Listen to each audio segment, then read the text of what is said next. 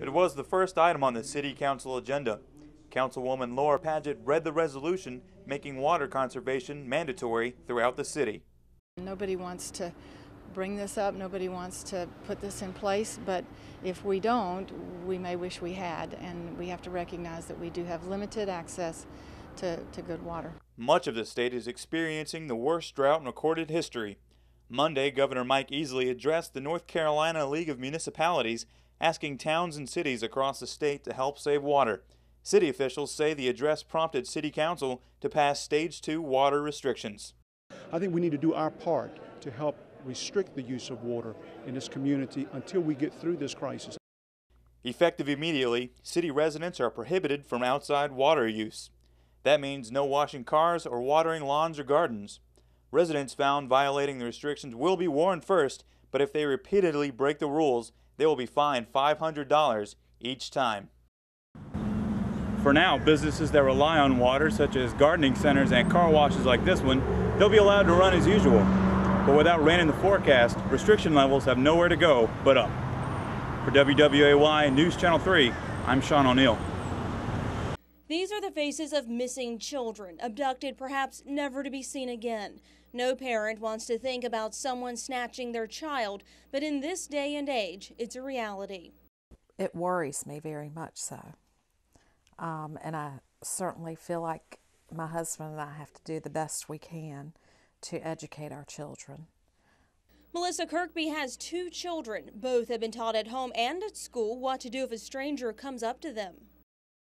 Don't talk to them, and you need to tell an adult if they come up to you, and if you don't know them, and if they tell you to get in the car and let's go somewhere, I'll give you a ride home. Don't listen to that. Just ignore it. The kids that actually paid attention during the stranger talk know what to do. Child psychologist Scott Crowder says it's extremely important to talk with your child about strangers, but not in a way that will scare them. We want children, the curiosity children have, we want them to delight in the world, and we don't want them to be fearful all the time. Dr. Crowder says you also want to let your child know they can talk to you without you getting mad at them.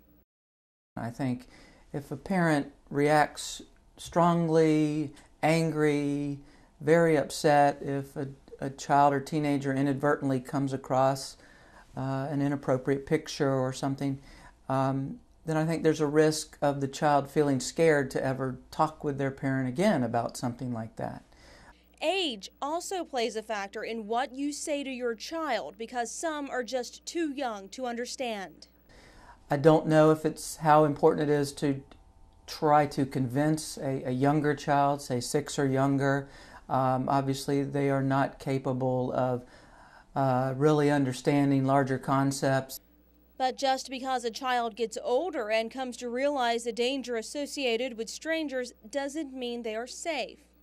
There are some risks for lower self-esteem, and there are some risks that certain people will manipulate that or abuse that. For Mom Melissa, it's a catch-22. So you have to let there be some freedom, but you have to stay in touch with them, and you have to monitor them. And for her kids, they think about the dangers so they don't have to think about what could happen. Just thinking about those scary things that can happen that you don't really know.